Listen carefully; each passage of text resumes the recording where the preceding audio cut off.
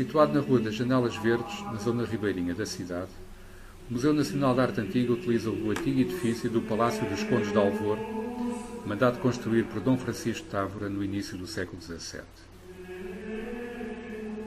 O museu foi criado em 1884, concretizando uma antiga aspiração surgida após a abolição das ordens religiosas, a de dar destino às obras de arte que nessa altura passaram para a posse do Estado.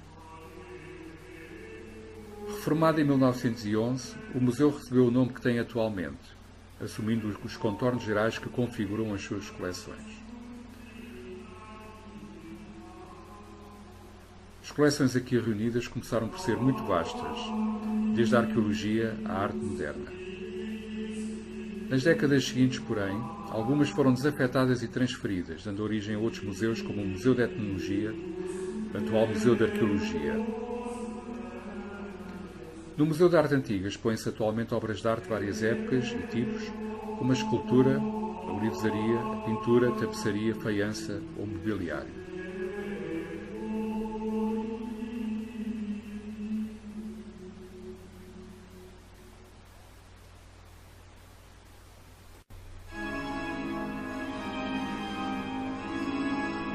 Considerada globalmente, a coleção de pintura abrange cerca de 2.200 obras, sendo destacar os períodos da Idade Média e da Idade Moderna, representados pela pintura italiana e catalã, culminando na escola flamenga, que marcará o século XVI, com o tríptico de Hieronymus Bosch, As Tentações de Santo Antão.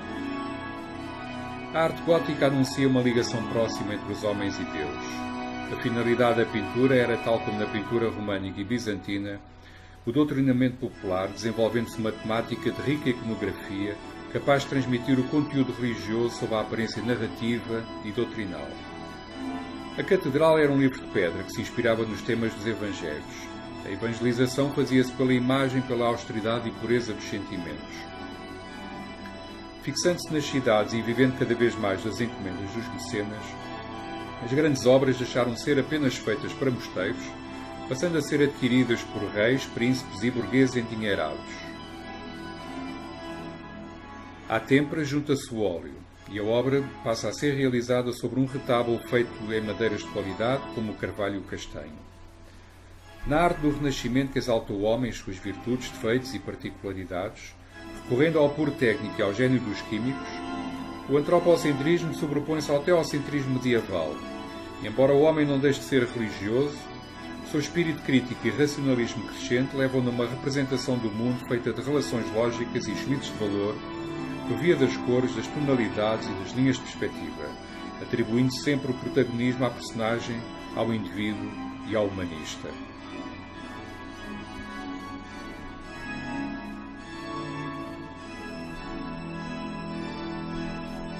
Destacam-se as características e virtudes clássicas da coragem, inteligência, desfrutar da natureza e curiosidade do mundo por descobrir.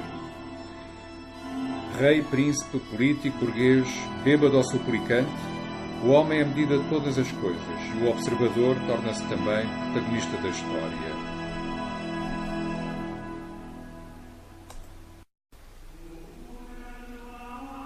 Tal acontece nos 6 painéis do retábulo de São Vicente, atribuído a Nuno Gonçalves, pintor do rei Dom Afonso V. Exposta no Museu Nacional de Arte Antiga, seu autor terá sido Nuno Gonçalves, pintor da corte, que desta forma prestou a homenagem aos infantes, impulsionadores da temerária expansão marítima. Foi realizada sobre madeira de carvalho, em tintas de óleo e têmpera. Calcula-se que entre os anos 1450 e 1490.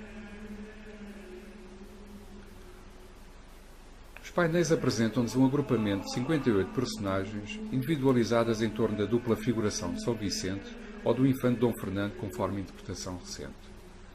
Representam a solene e monumental Assembleia da Corte e de vários estados da sociedade portuguesa da época, com destaque para a Igreja e a Cavalaria nas suas diversas hierarquias, em ato de veneração ao patrono inspirador ou ao mártir da expansão militar quatrocentista no Magrebe. A partir da simétrica representação da imagem inspiradora no painel do infante e no painel do arcebispo, a composição desenvolve-se por ambos os lados, num esquema que vai contrapondo e alternando volumes, luz e cor, sustentados por um firme desenho. Da esquerda para a direita encontram-se, segundo pensam os estudiosos, o monge de Cister, Dom Estevão de Aguiar, franciscano em oração, a infanta Dona Isabel de Borgonha, a rainha Dona Leonor de Aragão, viúva de Dom Duarte, o infante Dom Fernando ou São Vicente, em ambos os retábulos centrais, os membros da Casa do Cível de Lisboa, mas também o infante Dom Henrique, acompanhado de Dom Afonso V, e igualmente Dom Duarte, postumamente representado.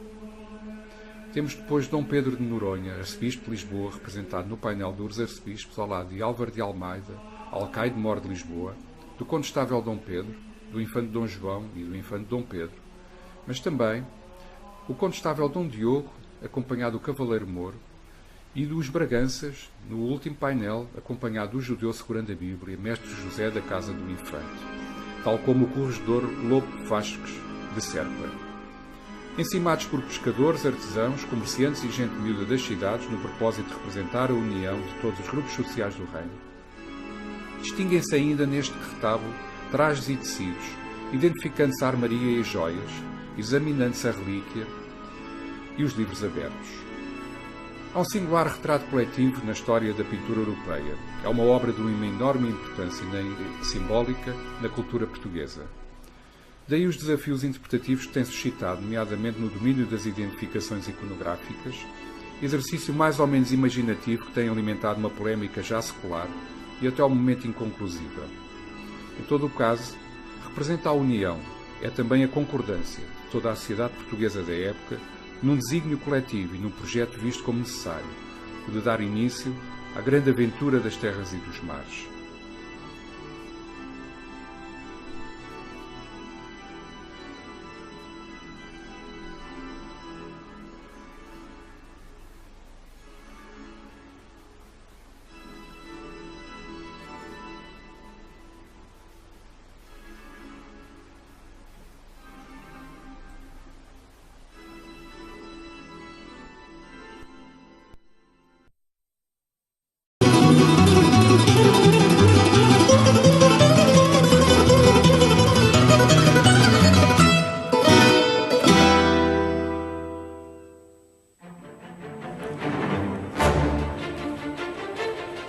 Olá, seja bem-vindo a mais um programa da série Grandes Quadros.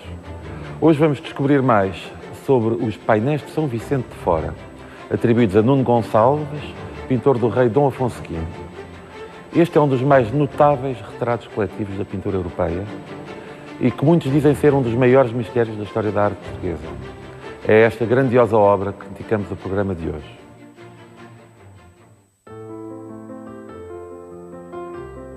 Não existe um rosto que possa ser atribuído a Nuno Gonçalves. Ainda assim, é a ele que devemos um dos maiores mistérios da pintura portuguesa, os painéis de São Vicente. A primeira e imediata constatação que fazemos perante os 6 painéis variavelmente designados como de São Vicente, da veneração de São Vicente ou de Nuno Gonçalves, individualmente por frades, pescadores, infante, arcebispo, cavaleiros e relíquia, é de que estamos perante uma obra única, profundamente original e intrigante. A grande aglomeração de figuras preenchendo todo o espaço disponível, sem um único intervalo que permita ver claramente algum fundo através da parede humana que se estende de um extremo a outro, a distribuição das figuras em planos sucessivos até ao topo dos painéis, os objetos obviamente carregados de simbolismo, não imediatamente compreensível, são os primeiros elementos visíveis de um mistério que se arrasta desde os fins do século XIX. Se a figura central tinha de ser um santo, apesar da flagrante ausência de tributos que apontassem a algum santo individual, ela seria tortuosamente conotada ontem como hoje com São Vicente, que teria sido, segundo a tradição histórica, um diácono da Igreja na época das perseguições de Diocleciano. Também importante é o aspecto técnico da pintura aplicada em suporte de madeira, que acusa uma realização plástica vigorosa e segura, não diferindo materialmente das técnicas tradicionalmente utilizadas em Portugal, pouco tendo de comum com as de outras regiões, nomeadamente da Flandres. Nuno Gonçalves, que o quinhentista Francisco da Holanda colocou entre os mais famosos pintores, ao enumerar as águias da arte da pintura europeia, consubstanciou nos painéis uma das mais brilhantes obras da pintura portuguesa de todos os tempos. Apesar das possíveis influências flamengas e italianas que lhe são atribuíveis, perpassa por toda esta obra uma individualidade própria dos grandes génios, afirmando-se com um caráter específico. Retirando da representação pictórica tudo o que tem um caráter eminentemente acessório, centra-se na intensidade de cada personagem, cujo olhar, um pouco distante, transporta para o seu âmago o objeto da própria pintura. No rigor do retrato, alia simultaneamente o realismo e o sentimento, numa pintura que se diria silenciosa, mas de forma alguma muda. Estamos já em presença de uma obra singularmente avançada em termos pré-renascentistas, que se afasta decididamente dos limites inventivos e estruturais do mundo gótico. A luz detém um papel de molduração escultórica das figuras, cuja volumetria as dispõe hierarquicamente em torno da figura central, num jogo absolutamente equilibrado de correspondências e carregado de simbolismo iconográfico. Todo este friso de homens obedece a um movimento geral de orientação em direção à figura do santo, mas pelo conjunto perpassa um grau único de coerência, do qual emana equilíbrio, simetria, verticalidade e monumentalidade.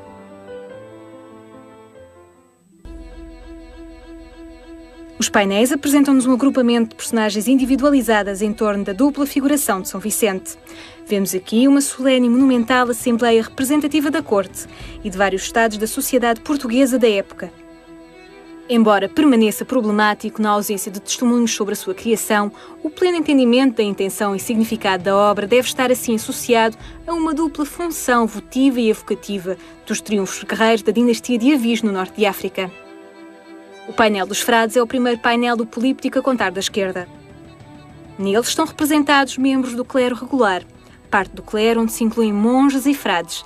Em suma, nesta facção do clero incluem-se todos os religiosos praticantes do monasticismo. Já o painel dos pescadores é o segundo do políptico a contar da esquerda. Neles estão representados pescadores, ou seja, membros do povo anónimo, raramente representados em obras desta época. Já a imagem central, ou o painel do infante, reveste-se de mistério. Pensa-se representar São Vicente, retratado noutros quadros do mesmo autor, como podemos ver. Contudo, a simbologia presente não se adequa a tal personagem religioso, nem a nenhum outro. Para alguns, representa Portugal, ou seja, a essência espiritual da nação. Nas mãos carrega um livro religioso, cujas palavras carregam a autoridade de Deus que é investida na figura que ante ele se ajoelha. Já no painel seguinte, em simetria com o garboso Dom Afonso V do painel do infante, está agora um homem mais envelhecido, ar tristonho, ajoelhando-se em penitência. Dom Afonso V, o africano que atraiçoara a herança de Avis, que combatera e provocara a morte de seu tio Dom Pedro, e acabaria os seus dias arrependido de todos os seus erros, enquanto rei. Aos seus pés, uma corda enrolada representando a unidade na nação, ameaçada pelas cedências excessivas à traidora Casa de Bragança, bem como pelas derrotas militares em Castela. O painel dos cavaleiros é o quinto painel e representa 4 homens de branco no fundo e 4 cavaleiros coloridos na frente. Suspeita-se que representam os 4 filhos mais novos del rei Dom João I. Outro aspecto bastante bizarro aqui representado é que todo este painel possui um caráter cristão, mas o livro que se encontra aberto, que é ilegível, trata-se da Bíblia hebraica segurada por um suposto judeu. Esta é uma das obras mais importantes da pintura portuguesa, reconhecida também a nível internacional. Os seus mistérios já despertaram a curiosidade de muitos. Se serão totalmente resolvidos, não se sabe, mas certamente serão sempre um desafio para os historiadores e críticos de arte.